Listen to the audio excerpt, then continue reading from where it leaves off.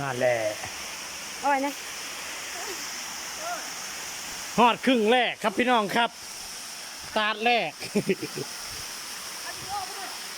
ครับพี่น้องโอ้ยบ้า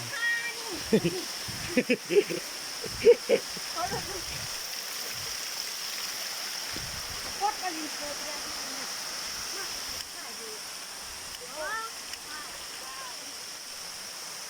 วายตาดที่หนึ่ง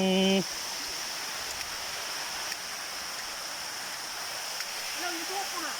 ไม่ถึงหนังนี่หรอก ลงบ่ล่ะ โอ้ยจะเล่นกับคนทุกข์ดูดิ ว้ายตาที่สองไอ้บ่าวเอ้ย เอาปดเหรอเล่นใครนักหน่อย โอ้ยจ้าระบัดเนี่ย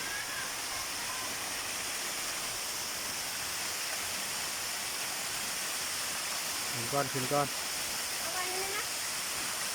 นี่ติดอยู่อ่ะ นี่ดิ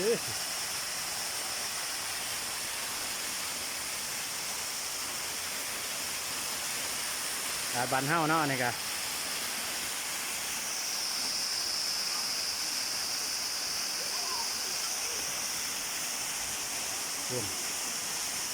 ใหญ่ใหญ่เป็นขึ้นแล้วเนาะ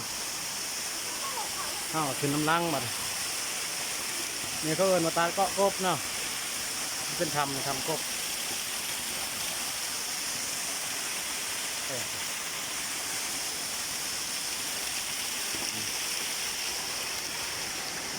บ้านเฮาอยู่ประมาณนี้แหละไปเดี๋ยวมาถือว่ามวนลาย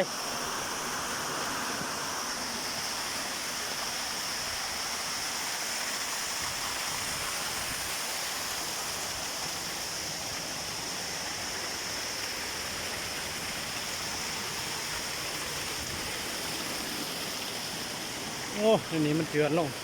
แห้งเลยทมประบนเลยตาที่สามบัน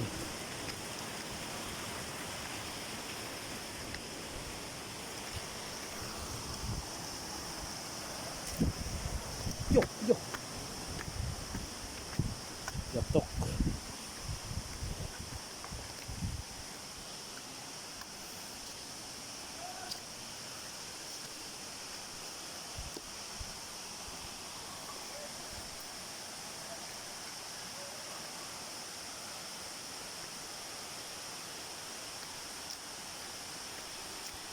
ถ่ายรูป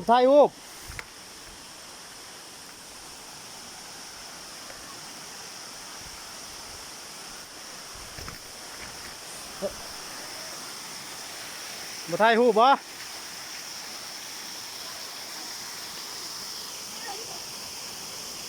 นี่เป็นตาที่สามนะสูงพอสมควร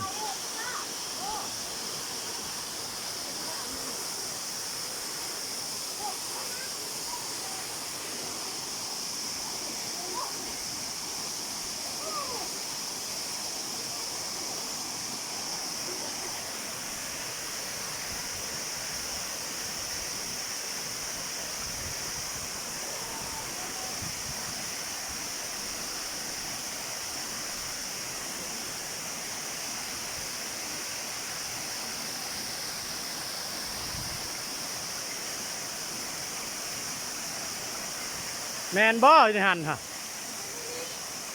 ขึ้นหันบ่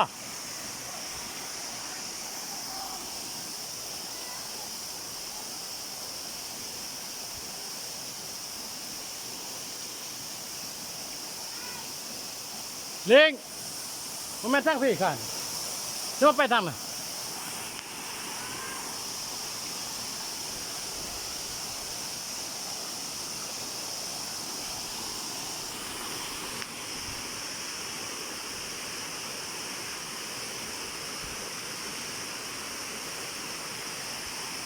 มาลาตอนนี้ขึ้นนอกไปเลย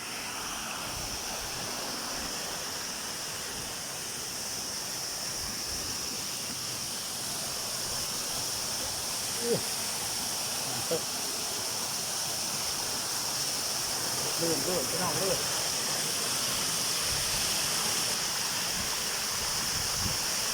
ยาก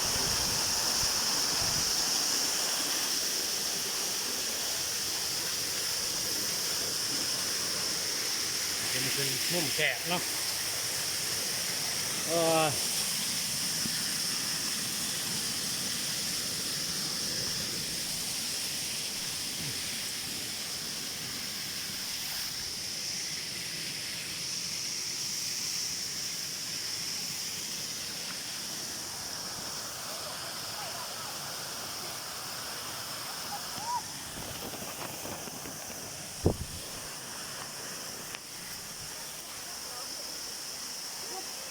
มาเป็นหนูก็มากินก่อน